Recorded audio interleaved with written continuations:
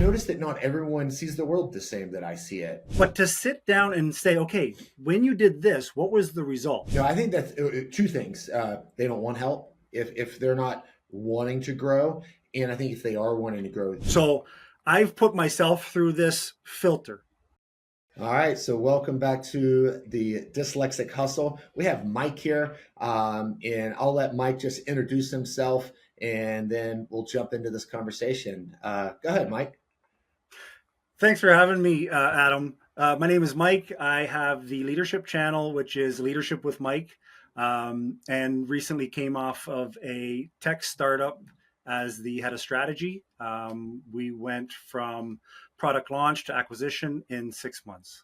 Wow. So that happened all really quickly. I want to talk a lot about leadership, but the tech startups honestly kind of fresh and new. I'd love to hear more about that. There's a lot happening in the acquisition space, at least it seems like it, with AI and different things like that. 6 months seems really quick. I'm not in that space and know how acquisitions really work other than what I listen to on podcasts. Tell me a little bit about that. How did that come about, and what you were you on the board, or were you part of the team? What did all that look like? So I was part of the team. I became the head of strategy. And since we'll talk leadership in this as well, but I used to work at the international airport. I was a laborer. Then I worked as a one of the managers there. But I got tired of the job, and I started a leadership channel on YouTube, Leadership with Mike, Mm-hmm. because I wasn't fond of how leadership was running things, and I'm like, my ideas aren't being taken seriously. I know what I'm talking about, so I don't need to ask permission. I don't need to wait. I'm going to start doing this on my own. Fast track that 2 years. Fast track that 2 years. COVID hits. My airport job disappears. I lean into my channel. By doing that, I find these what I'll call young kids, but they were early 20s, working on an app, and it was similar to TikTok but for educational purposes. And I injected myself into their beta, and I said, I've got content. I'd love to put it out on your platform because you never know what's going to hit. And they said, yeah, we checked it out. Content's great. Let's start putting it on. Then we started working closer because I'm entrepreneurial myself, and I'm like, Yeah. kids, if you want to sit every couple months, and I'd love to give you feedback as to what I like, what I don't like about your platform. All that kind of happened for about a year, and then there was an opportunity for me to join the team as a content creator. And this is where I take great pride in leading myself. I'm not a guy to introduce myself and be like, hey, you need to bring me on. But something came over me. I needed to take control of my destiny, and that's kind of how it happened. Then I let my leadership skills be seen without Yeah. without saying, hey, by the way, I should be doing leadership. I have a leadership role here. I started helping with negotiations. I started weeding people out that pretended that they had money, that they were ready to invest. And my BS meter is pretty on point. So we were able to weed some stuff out. And it came to a point where the team was like, Mike, you're our strategy guy. We need to promote you to head of strategy. And from there, we started tweaking a product which gathered consumer insights online from online conversations. And we launched the product to the public in January. And by January of this year, by June of this year, we were acquired by a Toronto-based company. To me, this was very fast. From having a product available to somebody saying, we're ready to crack a check for you. I've never been part of something like that.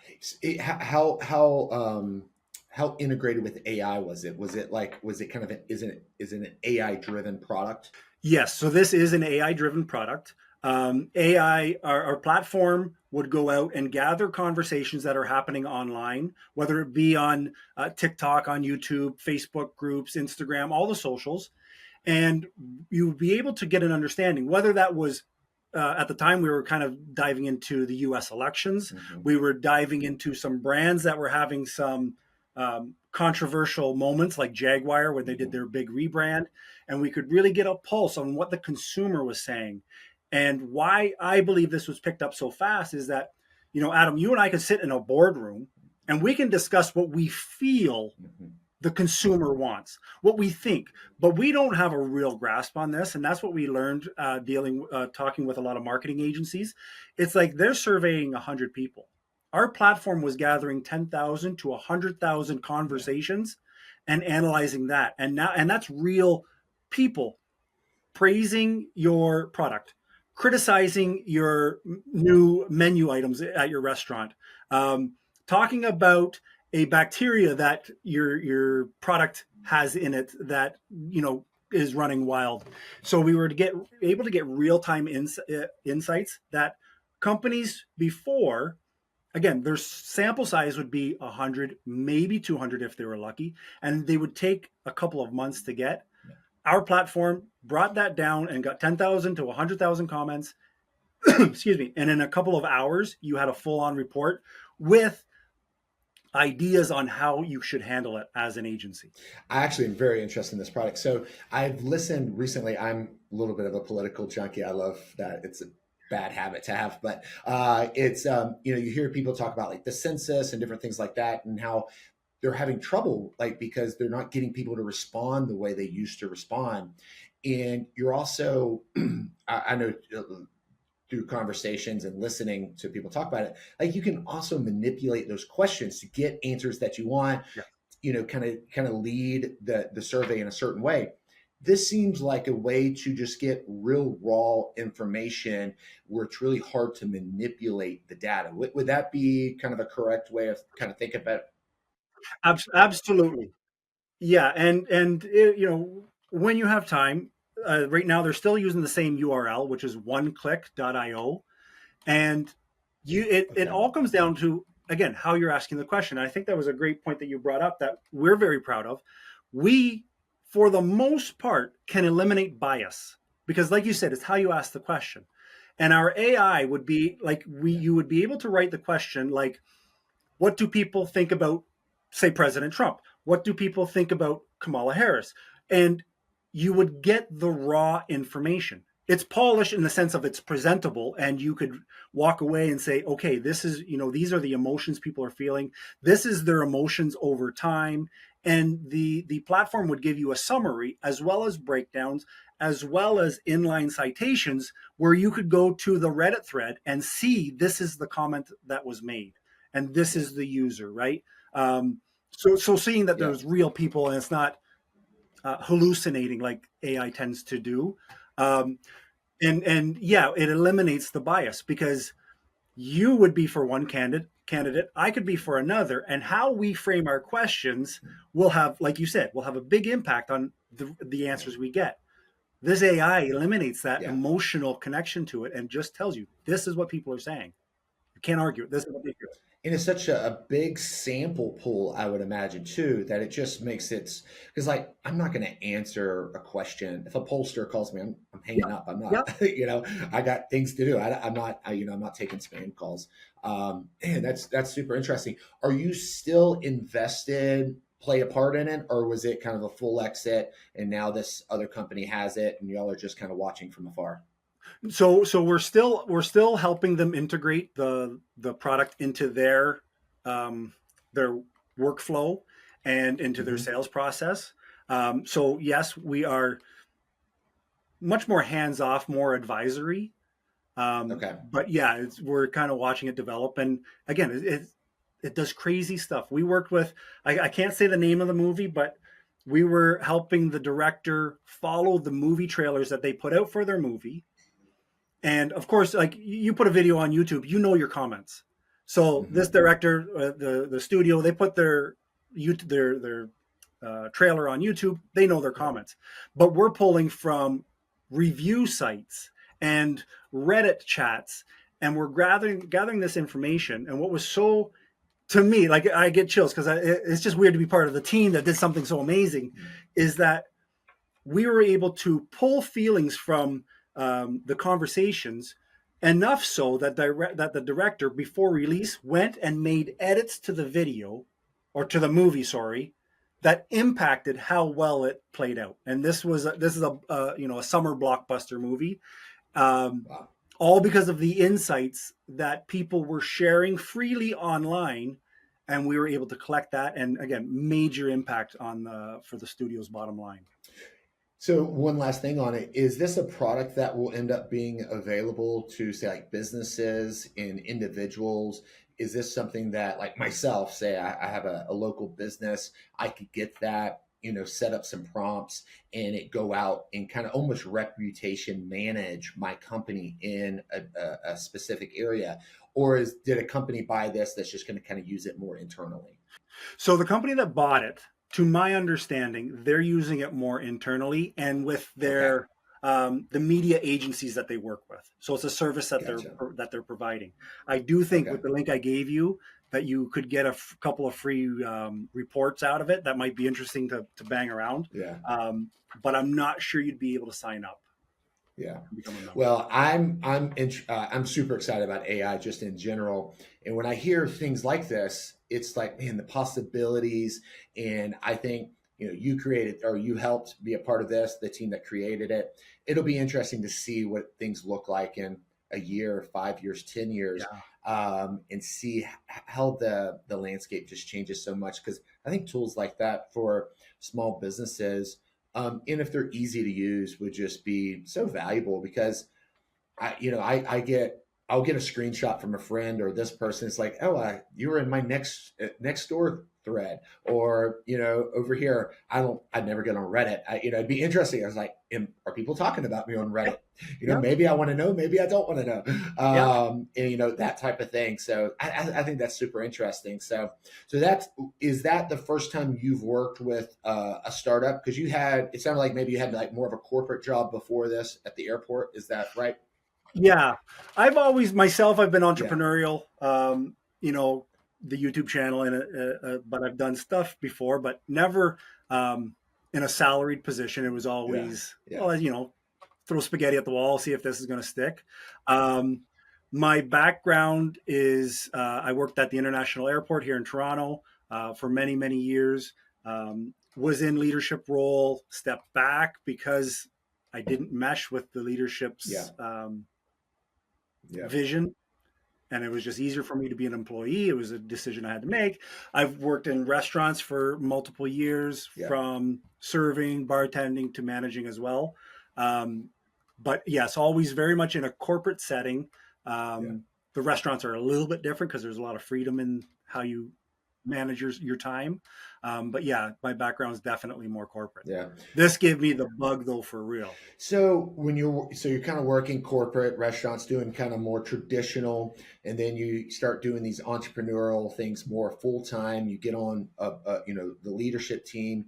Talk a little bit about, because you talk a lot about leadership now, and you even reference like kind of hitting some friction with leadership because you're a leader yourself, and you're like, man, this could be better this way. And talk to me about like navigating. I would imagine in a startup, what I hear, I've never worked in like a tech startup, but I listen to a lot of podcasts, and I know kind of the stereotype that move fast, break things, and it's just kind of that type of atmosphere. At least that's what I think.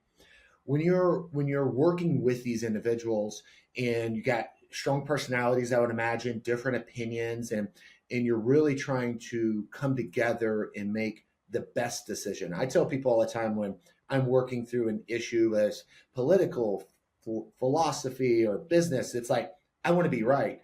I don't want to be right to be right. I want to be right because I want to make the right decision that's going to help the Yes. most. Talk to me a little bit about navigating that. What were some of the things that you struggled with? Some of the things that you learned, just working with other leaders in a more maybe kind of raw, kind of, bare knuckle kind of situation. Yeah, it was an amazing situation because the founders, the two co-founders at the time, 28 and 23. I'm in my mid 40s, right? So I'm like, they literally call me dad on the team because I call them kids. But I had to, and we are dealing with different cultures, different backgrounds, ages. We have some team members in different countries. So I feel I really thrived because of my leadership experience, my interest in being in leadership, and really learning how to read Yeah. people and knowing where I fit. I can be the cockiest of people in my group of friends and as I get friendly with people, but at the same time, I'm very humble when I'm in a work environment. So I kind of came in slow, understanding who's who, right? What they're, how they deal with things. Um, I think it was a, it was just a perfect situation with a perfect team because there was no ego. It wasn't a matter of being right because I want to be right. It's what's best for the business, what's best for the team. Everybody, which again, this blows my mind, but everybody was able to put their ego aside and have conversations, sometimes hard conversations on the design or what we expected to happen that didn't happen. So I'm talking to a programmer who has spent the last week rejigging something, and I'm like, that's not what we were talking about. Um, but the biggest thing that I was able to put into practice, because again, I talk about it on my channel a lot. I've done it in my past, but coming in ground floor as a content creator, and I'll say this tongue in cheek, but weaseling my way up to the head of strategy is a lot about reading people, being respectful, sharing your knowledge in a way that they can see it and understand it, and just letting things happen. Um, I say that as I started this conversation by saying I pushed my way into this company, Yeah. but things happen naturally. We didn't. It was a small Yeah. team of 20. There was no playing politics. There was, I'm an emotional guy. When I get talking, I can get excited. So there's some people that were more quiet. So it's like, okay, just need to be more conscious and bring my tone just down a notch. This isn't to change who I am, and that's what I find a lot of leaders are concerned about. It's like, I don't want to change myself. I'm just who I am. Yes, but I'll bet that you Yeah. talk to your mother different than you talk to your best friend. And I'll bet you talk to your best Yeah. friend different than you talk to your spouse. This is one thing that I think leaders really need to just hold on to is the being adaptable to conversations, not changing Yeah. who you are, not changing your beliefs, Yeah. just adapting with how you deliver. So you referenced, and I know you're kind of tongue in cheek, kind of weasel, worked your way up. In We've all probably seen or watched, TV shows or this or that. People do that in a negative way, where it's like they Mm-hmm. have a bad motive and they're just maybe power hungry or they're just wanting more money, or and they kind of like they're climbing their way up and kicking people off on the way in a negative way. And I don't get that, connotation in this at all.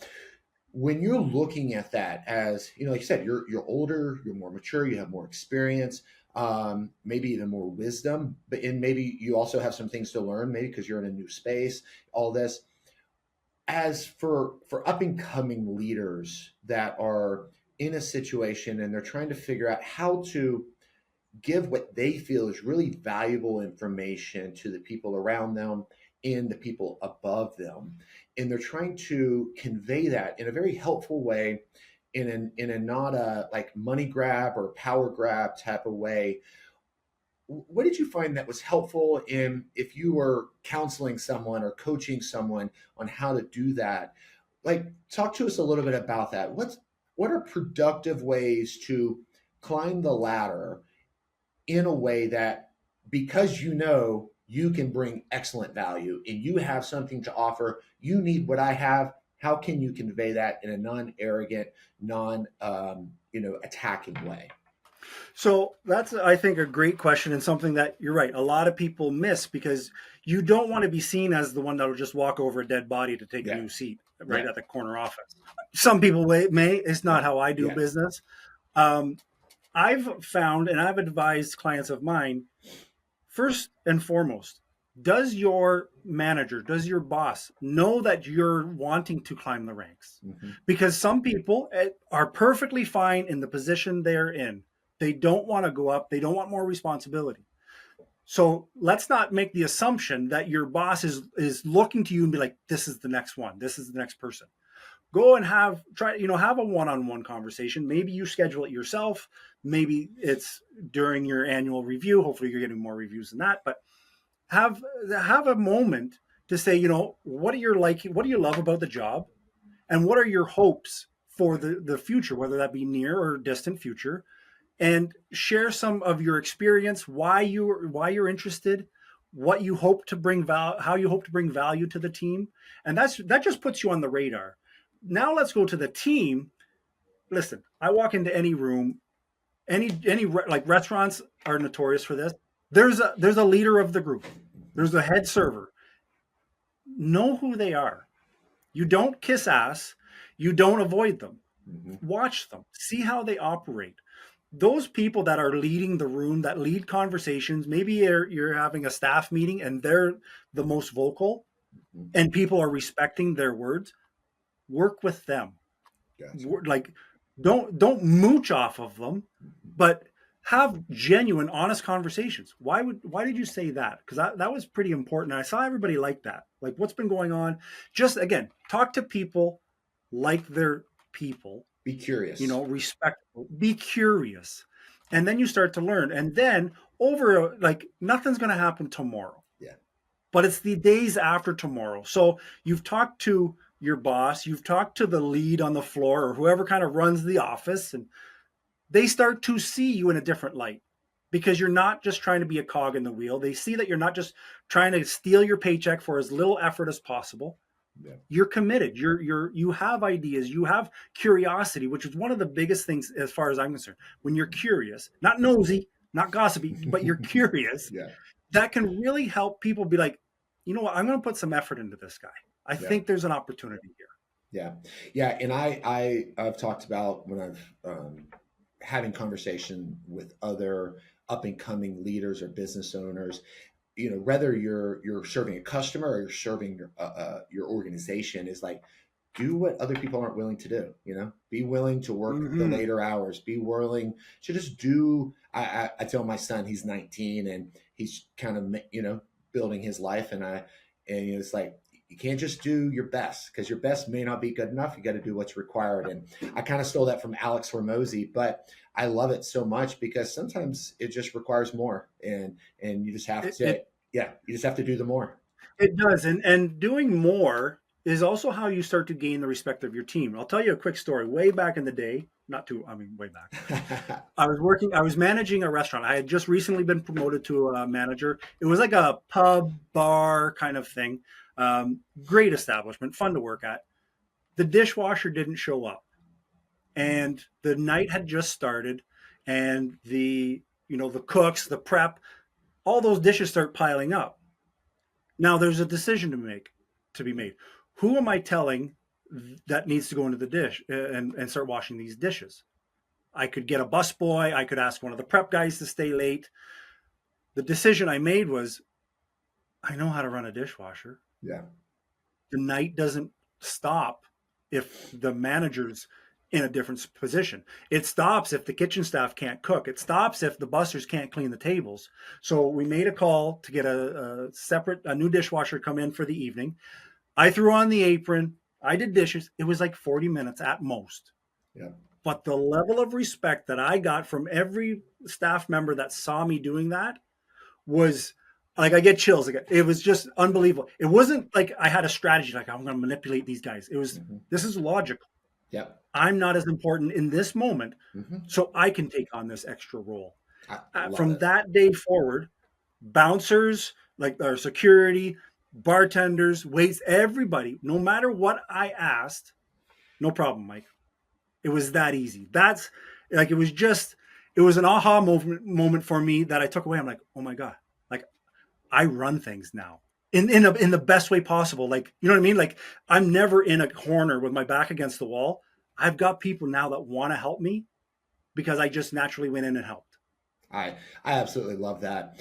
Yeah. I see leaders. I think have seen this meme, and it's like, you got the leader who's like up on the chariot and he's whipping, it's like the old Egyptian, kind of, Yep, a yep, meme. yep. And it's like, no, the leader's out in front pushing and leading, taking Yes, taking the arrows, you know washing the dirty dishes. And so that's awesome.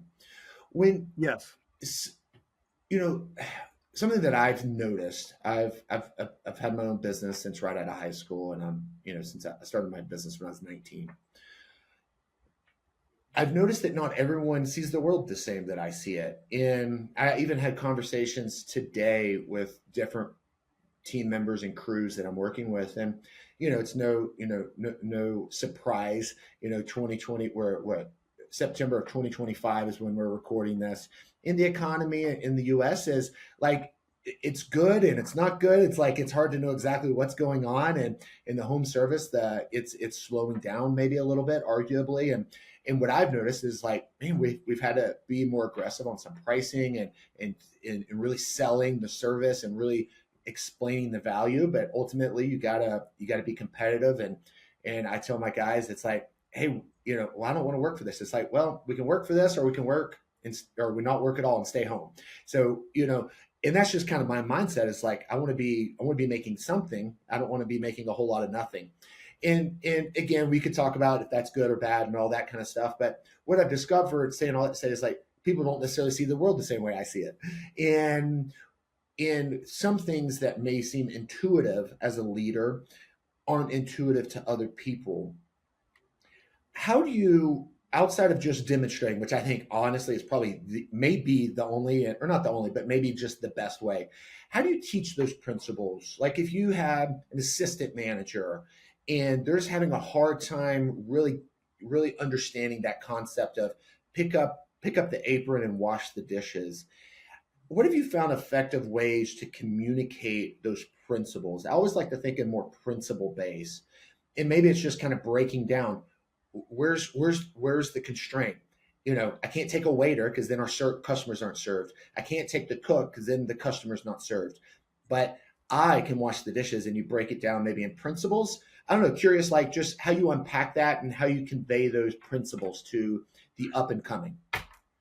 Yeah, if it's something that I've seen that has already happened, I mean, sometimes you take a beating on a situation, but to sit back with that new manager and let's walk through this and let's logically walk through this, because part of it is having a conversation. I can tell you to do this till you're blue in the face or till I'm blue in the face, but to sit down and say, okay, when you did this, what was the result? Was that result what you were hoping for? Because these kinds of questions, one, I'm now getting into your thought process and I'm able to better understand where you're coming from and therefore tailor conversations to that. But I would also, if the situation hasn't happened and you're talking to a new manager, I think a lot of it comes down to communication and clear expectations.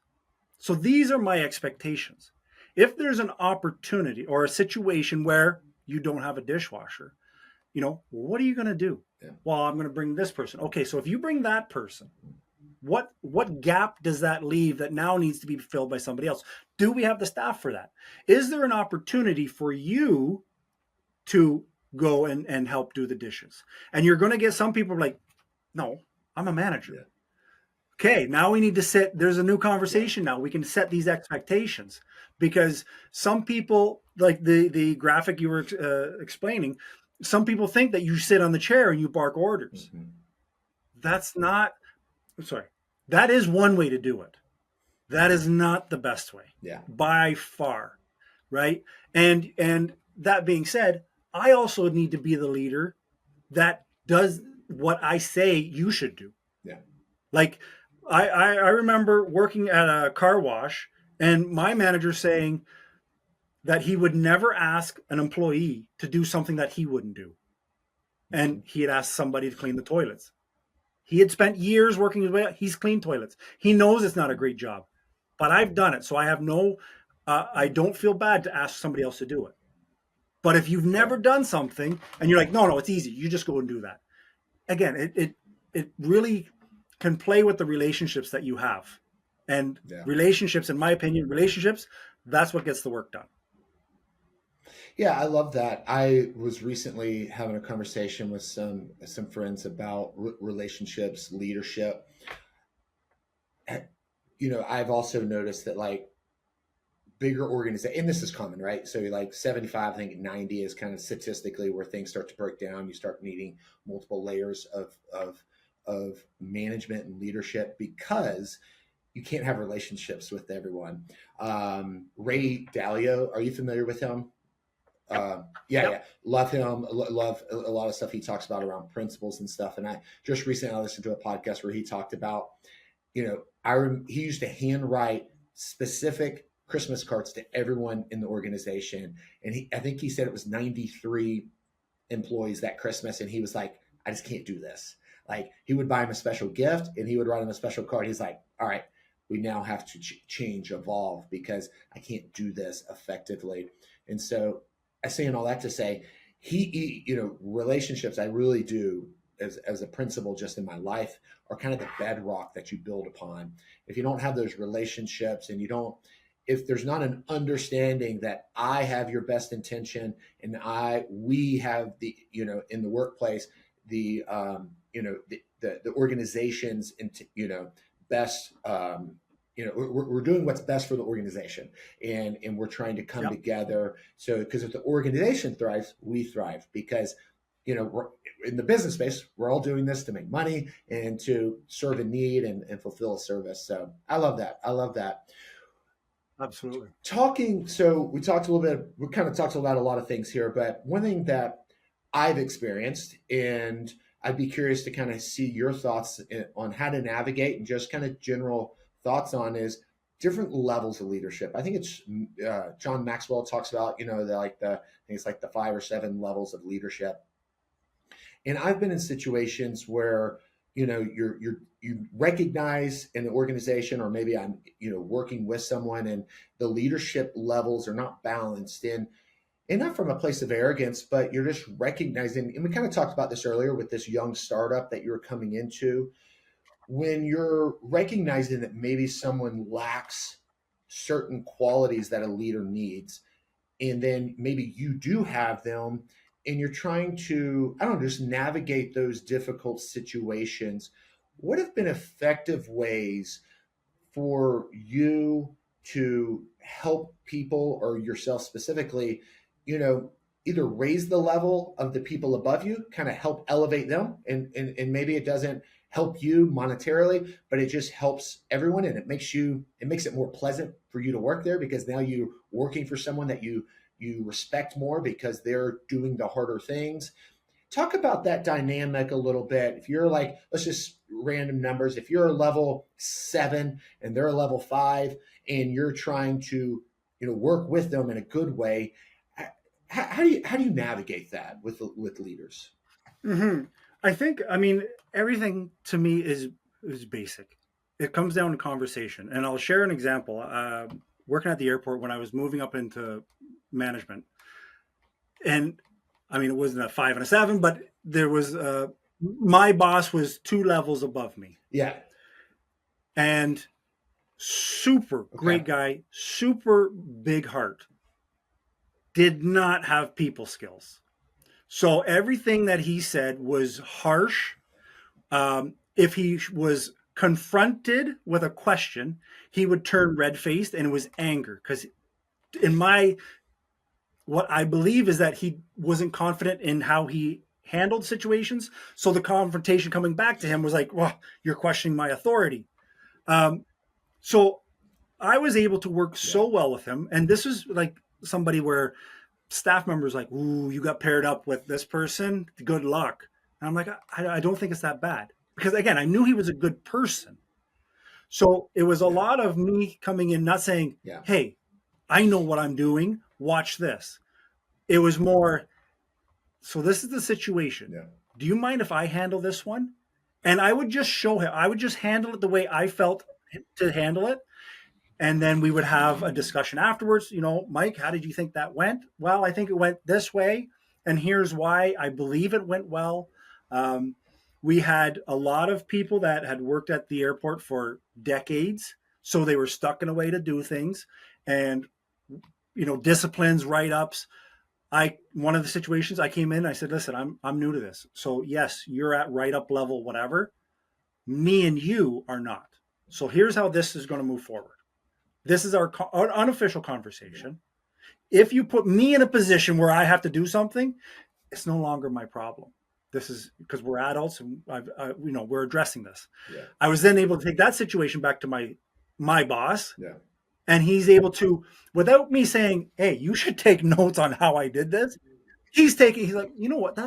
I like how you approach that. So it was, you can lead by example. Yeah. You don't have to have a title to lead by example. You don't have Yeah. to have a title to be a good person and treat people fairly. And I mean, that's not to say you're not going to work for somebody who's just an ass. They're just not good people. You have to be okay with working with those, like meeting those people and knowing you can't help them and they don't want help, right? Yeah. Now, yeah. No, I think that's two things. They don't want help if they're not wanting to grow, and I think if they are wanting to grow, they recognize, oh, he got a better outcome. That was less stressful. That worked out better for everyone, and yeah, I just love that all the way around. 100%. Lead by example, I think is a great way to kind of frame that. There's a lot of information. Let's pivot to learning. And so there's a lot of information. There used to be a statement, knowledge is power.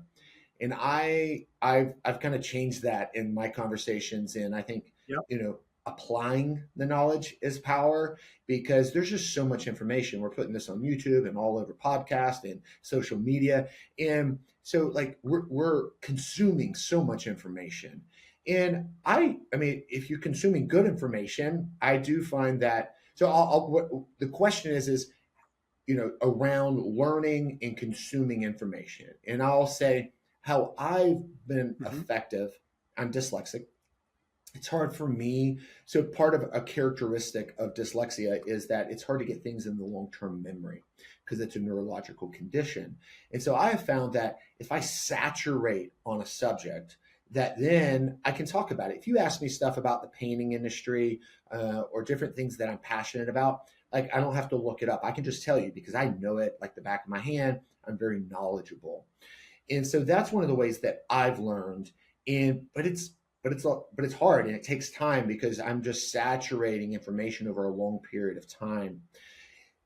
But I guess how do you the statement Yep. static from the Separate this. noise? I Yeah. think, or that's not right. But anyway, there's just a lot of yeah. So talk to me a little bit about that. Getting the right information in front of you and in different ways of learning and not just hearing it, but actually having it change your behavior. What have you, yeah, just talk to us a little bit about that. Yeah, I think so. Working when I was an employee at the airport, there was one year, this was before the iPhones came out, so dating myself there, but I went through 100 books on leadership, on personal development, and I was a sponge. What I realized after the fact is that I could have stopped at 5 books because the information was Yeah. repetitive, not in a bad way, but I wasn't taking action on the first 5. So, let alone the next 95. I find that when there's something that I want to learn myself, I go to YouTube. I find a handful of people that I connect with because Adam, you're going to have people that are like, this is my guy, just the way Yeah. he talks. And they're going to come to my channel and be like, who is this animal? Right? Or vice versa. We all have a tribe of people that we can connect with and learn Mhm. from. So first find that voice, and that books, videos, seminars, wherever you find you learn best. For me, I'll kill YouTube. I'll go to every corner of YouTube finding information or finding the handful of people where I'm like, I trust what they're saying. Now, how do I know I trust what they're saying? Because it makes Yeah. sense. That's how, right? Like there's every book has something where I'm like, oh, that's the piece I need. That's that gem of information because it made sense to me. So I find people on YouTube that I'm like, what they're saying is logical. I can see how this works. It's not fluff, it's not theory. It's if you do this way, this is Yeah. your outcome. So I have a handful of people that I've followed since I've started my YouTube journey. They're my go-tos. I don't watch them as much anymore because I'm taking the action on the words that they have Mhm. said, right? Their content may be for new YouTubers. I'm not there at the moment. But if there's a gap, I go back to my 5 professional YouTubers and start searching their content to say, what am I missing Yeah. here? But I think that's the biggest part for me. The medium that you're using, if you like to read the books, if you like to watch the videos, if you need to physically get your hands dirty and do it a handful of times, find that for yourself. I can't tell you what Yeah. yours is. You can't tell me what mine is, right? And then take the information and just sit and say, does this make sense? Because I think that's where we're going to get a lot of power from people with AI, because you're going to have to sit and say, does this make sense? Does this video of this person saying these words, does that hold true to what I know of them through history in their past? This sounds like something they wouldn't say, right? So we just have to really sit back and decide, this is going to be weird, but decide what's Yeah. truthful, because now everybody has a different version of the truth, Yeah. right? But I need to know specifically for leadership, does this make sense? Does this sound like this would get me the outcome I'm looking for? Okay, that's the Yeah. truth. Now I'll try it, and I'll either fall flat on my face and say, okay, that was not, or I'm like, yeah, there were some pieces there that really Yeah. worked. When you were out looking for kind of people to influence, mentors, on YouTube, talk to me a little bit about. I know, like, you go out there and you search XYZ. They're like, do this and then buy my course. Do this, and it's like, and so Yep. there's a lot of like hook, hook and bait. Or bait and hook, whatever it is, type about Yep. bait Bait switch. and There it is. switch. Yeah, Bait and a switch. little dyslexic kicking in Right. there. But so, which is nothing wrong. Like, sell a product. I sell products all Yep. day, every day. That's how we make our living. How what are some principles, some guidelines that maybe would be helpful? And this may come down to different people may have different things, if depending on your worldview and what you're trying to accomplish and all that. But in a world where everyone's trying to sell something, what have been some helpful principles and kind of way of looking through it? And you kind of touched on it. It may just be as simple as just sit and reflect, and there's nothing wrong with that.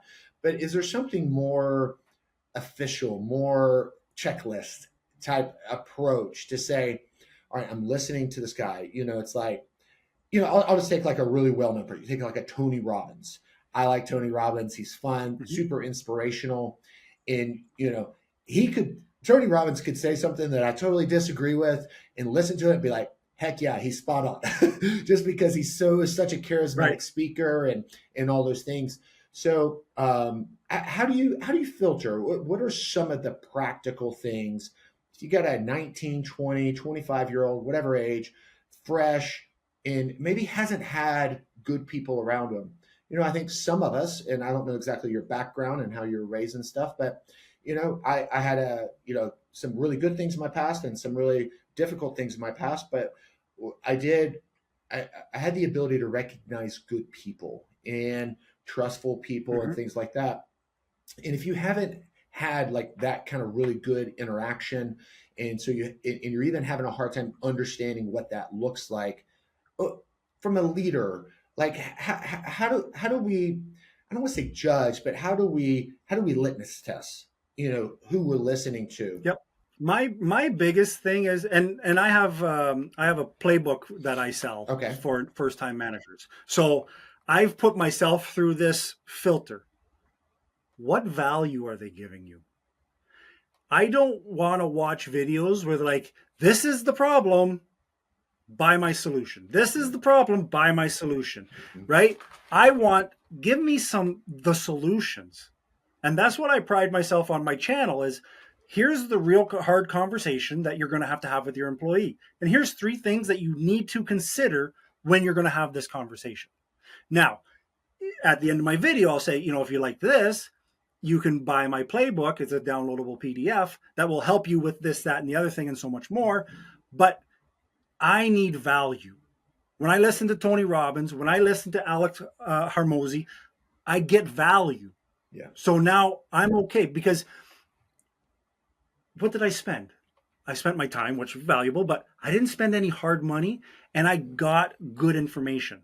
So my assumption then is, and I'll do it small. Like, I'm not going to your $10,000 getaway walking on coals today, but I'll buy $100 or a $500 package and pull that value. Then maybe, and rarely is the case, but then I could consider going further and deeper with you. But I like to just, get that 500, 100, pull that information and do this a couple different times from a couple different people or different perspectives and get that information. But my BS detector is, did I get any value out of the video I watched, or are you just setting up for the sale? Yeah. That's I and actually maybe love that's that. the bartender in me that was always upselling Yeah. but I need value before I give you I work hard for my money. Yeah. I'm sure you work hard for anybody Yeah.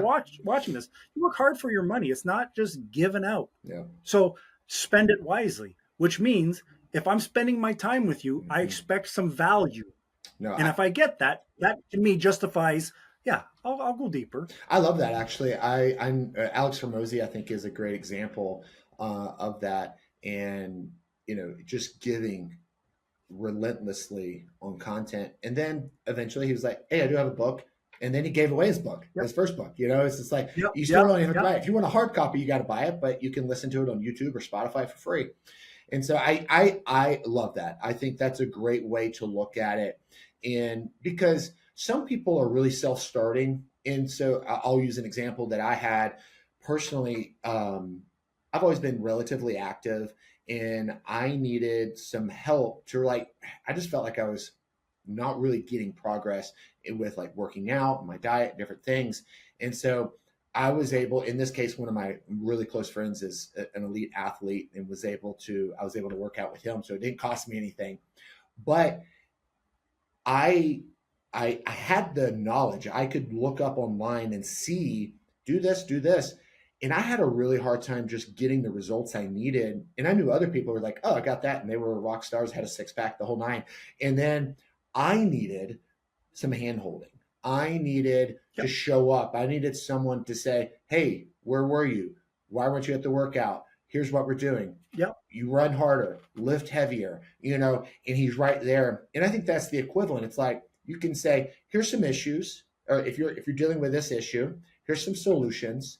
And if you have the ability to take what you're giving, and kind of grow off of it and develop it, then rock and roll. You don't need anything else.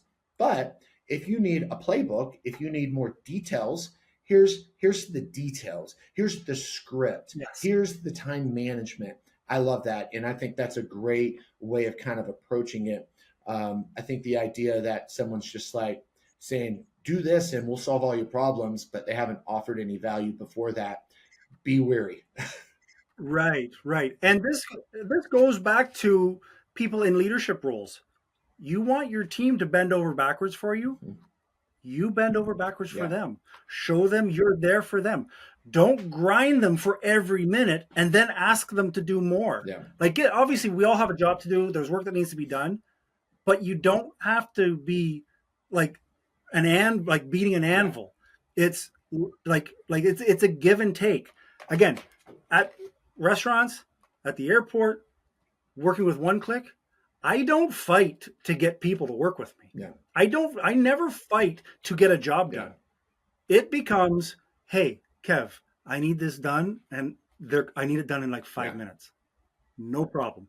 Maybe I'll get a few in joking because that's my personality, but it gets done because people know that if stuff rolls downhill, it stops with me. I don't throw my team under the bus.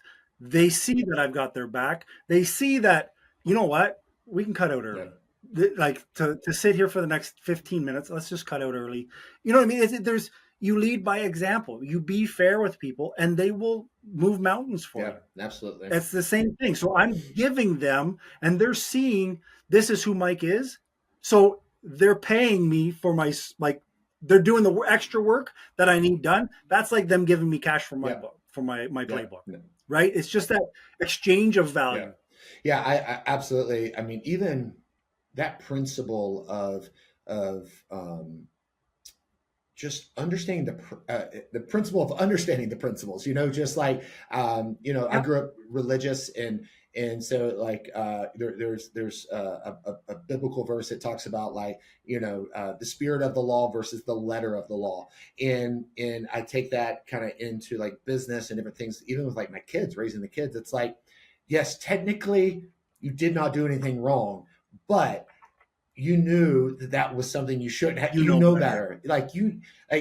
that's why you didn't tell me. That's why you tried to do it when I wasn't around. Yeah. And yeah, if we're done, you don't have to sit here and twiddle your thumb for 18 minutes because but at the same time, there's going to be times when you need to stay an extra 18 minutes and just understand Right. what the mission is and what we're trying to accomplish. And I think that really is important as we're building in that. I think that goes back to the bedrock of relationships and just in being Yes. able to say, and then if you get called out, it's like, hey, I popped in at 4:55 and no one was here. Like, oh yeah, like, well, we got done and blah blah blah, and then us being trusting, be like, oh, that's awesome. I'm glad you were able to get done and get out a few minutes early, rather than be like, listen, Yes. don't leave until 5:01. And that Right. Right. relationship, I think, just goes a long way.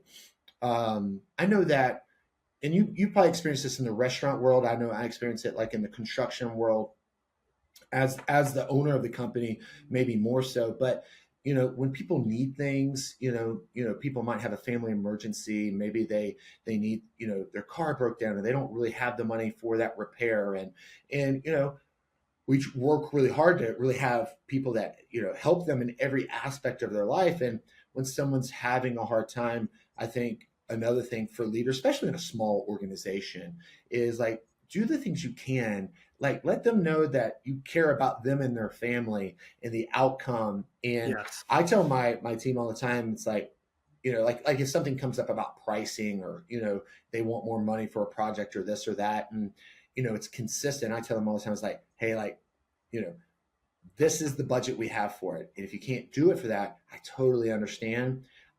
But this is all Hmm. I can pay. And if you can go and make more money somewhere else, I want you to. I want you and your family to be as successful as possible. I want to play a role in it. And if I've been able to play a role up until now, but now I'm no longer able to play that role, I totally understand. I look forward to watching you and seeing you succeed and hopefully even pass where I'm at. And I think if you Yep. really feel that way, it comes through and there's an authenticity to it. And people know you care. And so, yeah, I love that. I love that. Absolutely. People just wanted to be treated fairly. Like the Yeah, world, like maybe I'm too simple, but I it's don't not think that so. difficult. Just if we can just treat each other fairly. I'm not saying I'm perfect at it. Don't Yeah. give that any stretch of the imagination. I've got, my own flaws, Yep. but if we can sit back and just, okay, this isn't a fair deal. Or this Yep. is, wow, this is a really fair deal. Like, I think a lot of problems, especially in leadership, can be handled with that one filter. Is this a fair deal or is it not? Am I being fair to ask this? Are Hmm. they being fair with their request?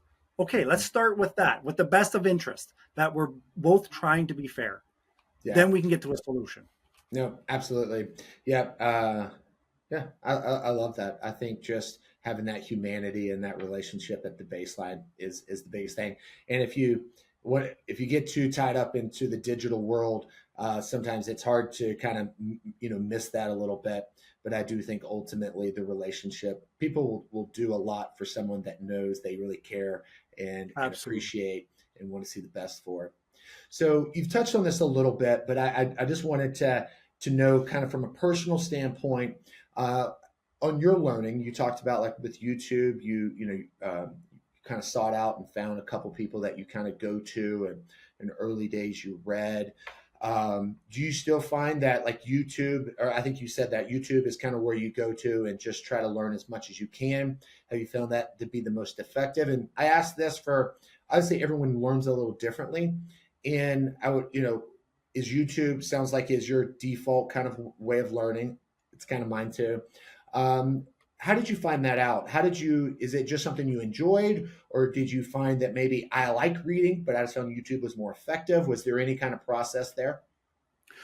I just found I enjoyed reading because I had the time with the job that I had. Um, but I found YouTube to have really qualified people putting out free content, and I Mhm. was able to find the exact answer to the query that I had. Right? I don't need to Yeah. read 400 pages to find chapter 2, page 3 is the answer. Right? Now, as 100%. I've experienced, people build relationships with YouTube personalities. So now I watch Yep. so and so's videos because I'm like, I think we could get along. I think we could go have a beer together. So now I'm Yeah. watching more videos Yeah. just to hang out with this person. I've experienced it myself. I try to comment or heart every comment that I get on my channel because I'm with you as much as I can be as a YouTuber. Um, but yeah, to me, it's just I see you. I hear your tones. I pick Yeah. up on your mannerisms. I feel that you're truthful. I feel that you're honest, that you have good intentions. And I feel this is logical.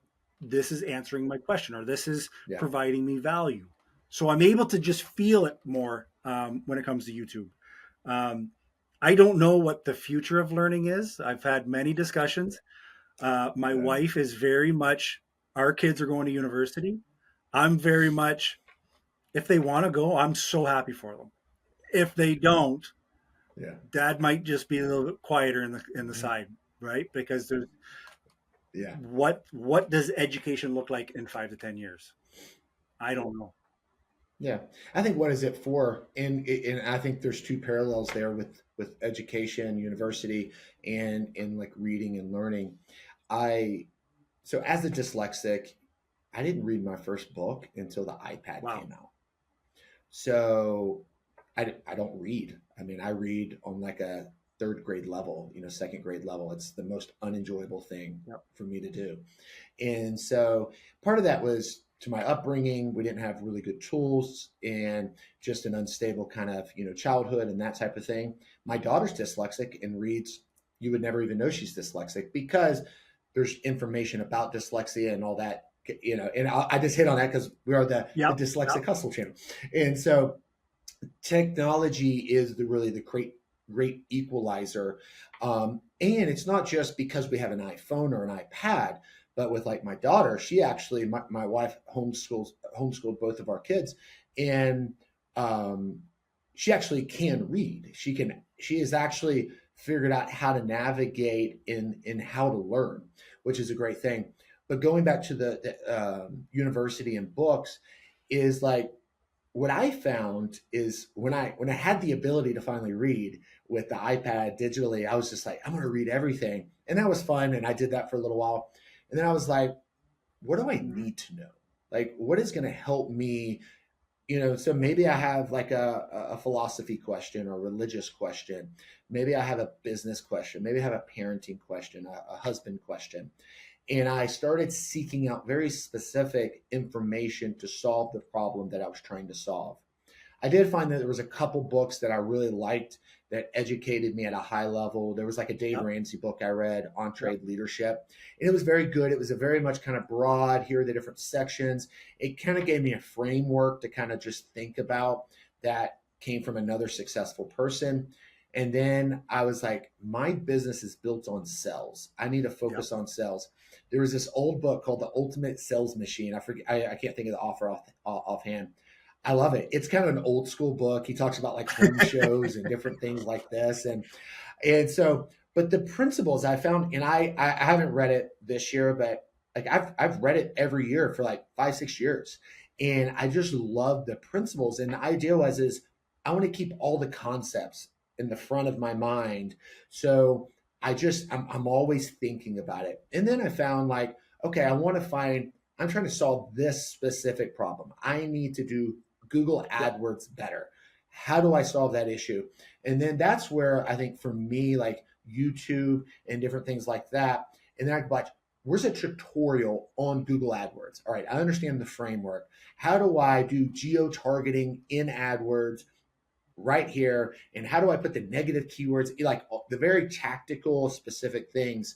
And so I've going back to what you're saying, that's what I've liked about like Hmm. YouTube and the podcast because you're not just learning what You're learning Yes. why. You're learning how the person thinks about it, which I absolutely love, because then it goes back to the principles. Because we could be talking about, I think Gary Vaynerchuk is a great example of this. He would, he'll talk about like, putting content out on this, platform and that platform, and that's great. And you can, if you just follow this step by step, that's good. But what happens when that platform is no longer relevant, or this other platform is more relevant? Then, if you don't understand the reason and the tactical and kind of the underlying principles behind it, you're going back and trying to relearn it.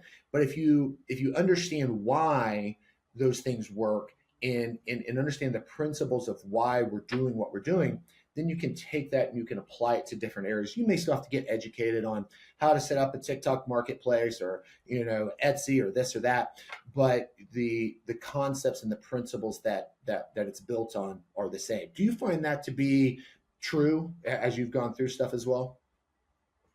Absolutely. And I'm glad, it's funny that you brought up Gary Vee, because um, I spent probably a good year just watching everything he's put out. And I actually made a video of why I stopped following Yeah. Gary Vee, and I got his comment, I'm proud of you. And I don't know why that means something to me, but it did. Just another grown man who's successful, and just the acknowledgement. But it comes back to what fits for me. So he's content everywhere. That that gives me brain fog. I'm on YouTube. I'm going to do the best on YouTube. Yeah. The last year and a half, while working with the startup, I started moving to LinkedIn. It was just because those are logical. I can't, my brain doesn't work with trying to put out 100 pieces of content a day, and it just doesn't work. And I think that's where self-learning and knowing yourself will help you filter out. So it's not to say that what Gary is saying is wrong. Just some of it was wrong for me, and I have to filter that out. And you have to be okay with it. I Yeah. can take advice from you, Adam, Mhm. and say, this was great Yeah. stuff, but I didn't like that part. That doesn't mean the whole picture is wrong. Yeah. It's, I'm going to take these 5 Yeah. pieces Yeah. that work for Mike, and I'm going to plug them in. I'm going to lean on that. And that's, where YouTube, Yeah. Skillshare, all these learning platforms, you can quickly get these skills. And again, it's for me, I see you, I'm talking to you, or you're talking to me on a video, and I'm getting a vibe. I don't know what that means, a vibe, but for me, it's just a vibe. And I'm like, this guy Yeah. knows what he's talking about, Yeah. and I can really pull some information on that. Mhm. And I think that even people that maybe I don't buy into most of what they're saying, or I don't have the same beliefs, I would still throw out there their learning opportunities. Mhm. Why don't I buy into what they're saying? Yeah. What is it that I don't find useful, and Yeah. why? Now I have an answer, and the person saying it is Yeah. not the enemy. Like you were talking about doing political stuff. There's political Yeah. figures that if you sit back, you can be like, I really don't like this person. But the way they address this person, Yeah. okay, that caught my attention. That wasn't so Mhm. bad. That, again, that's all we kind of need to, not to preach, but to bring people together. Be curious. Why Yeah. would this person be like that? What's good about them? Yeah. And I'm not saying I can do this. I can't ask. Yeah. I love that. I've got getting chill bumps. I'm getting chill bumps listening to you talk about it. I 1000% agree with that. I love it so much. And I love the idea of No. just conversation and being able to engage and I mean, like I said earlier, I want to be right. I don't want to be right because Adam said it's right. I want to be Yes. right because it is right. And I want to be heading in the right direction. So, like, if I'm having a conversation, my son, he's 19, he's, being more independent, and he's, engaged, and he's trying to start a life. He's doing all these things. And like, when we have conversations, it's not like dad's not just right anymore. We're going to have a conversation. Like, he may say something or want to do something. I'm like, down inside, I'm like, oh, please, please, no, and then I'm like, okay, let's talk about it. Yes. Tell me why. Like, and then maybe I change my mind, and then I'm able also to say, hey, there's also these things that you should keep in mind, and we're just able to talk about it and talk through it. And I've made mistakes. He'll make mistakes. We'll all make mistakes. but we're just able to Yeah. learn where there's opportunity. And I think one of Ray Dalio's principles is Yes. radical open-mindedness. And I just love that. And then it's also honesty and transparency. Those three principles, man, they just mean so much to me because, you know, you're in a different country, you have a different worldview, a different perspective, all these things that we may have totally different Right. or maybe not. And they may overlap much more than we think, and they maybe don't, and who knows. But how much can I learn just from the diversity of hearing ideas and concepts? And I think that does go back Absolutely. to being even a good leader in our family, in our workspace, with our community, with our friends, wherever it is yeah, I just want to show up well and lead well and be someone that people I, I think we all want to be people that Hmm. other people respect, and I think we get there by bringing value. And I'll say one of the things that I've said to my son a lot um, is I think one of the things that it's our responsibilities as leaders, and I say the same thing to my daughter, Yeah. is like bring excess value wherever you go. And so I think if you do that, you're on a good path. So as we start to bring this to a close, tell us a little bit about. So you got some different things that you offer. I would highly encourage people to go to your YouTube channel, listen. I've spent the past week or so just going through, listening to a lot of videos. There's great stuff there, and I would highly encourage that. And if people are listening to that, man, and want to connect at a higher level, what are some of the things that people can get from you and get more involved in what you're doing to learn more about who you are and how you think and how you lead? Absolutely. So you hit it on the head. YouTube is my number one go to. Leadership with Mike. You find me. I pride myself on real talk, basic principles, dealing with humans. Humans, we're crazy, we're weird, we're all different. Um, I believe I've got 500 videos up. There's a wealth of information Yeah, there. there is. If you, and as we discussed, if you learn different and you want the playbook, every video has a link where you could download my PDF, and it's for new managers, but also managers that want to start over. And it's a playbook. It's jump in where you need information, jump out when you're done. You don't have to read it cover to cover. Mhm. Grab it when you need it. From there, if you like video, I also have a video course that ties into that. Um, everybody can reach me, info@mikeashie.com. Some people like one-on-one coaching. I have packages for that. I just don't push that too hard because I like to Mhm. let people get to where they need to be. And Yeah. I think that my videos, again, they're free. I think Mhm. they're a great asset to any leader. And if you need more or want more, then there's levels to that. But my biggest feel good is when I release a video and I just know somebody's going to get something. Yeah, and I second that. Watching the videos, I thought they were very valuable, very insightful, very real, and very Thank you. practical. So yeah, my next question is, where should someone start? But I think you just answered that. I think check out YouTube, and I would highly encourage if you're liking that, you're liking the stuff that he's saying, dive deep. Don't stay shallow on the knowledge and really dive in. I would encourage that, and I think for me again, how I learn is really just saturating my brain with the information. And you just never know when you're going to need that little nugget of knowledge. And Yep. you are what you consume in so many ways, and there's so much opportunity to consume information.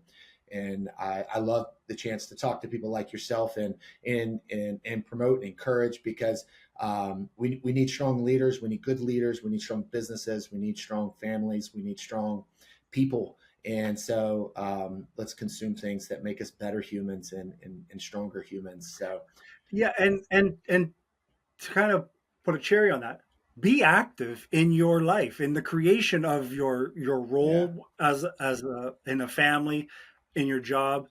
Be active. yeah, There, like we said, there's so much information. There's no reason for you to sit and not be able to fix something. Yeah. Whether that be your marriage, your family, your job, your hobbies, we can learn it all. So don't be passive. That's my lesson to my kids. Stop, just don't be passive. Yeah. Figure it out. It's all figure outable. Yes. You are in charge of your future. No one's coming to save you. Never. They're not. Mike, we will link to everything in the description. And I so appreciate you taking the time and giving us the opportunity to share all of your wisdom and insights. And I love what you've done. I love what you're doing. And so until next time, thank you so much for being with us. Appreciate you. Thank you so much.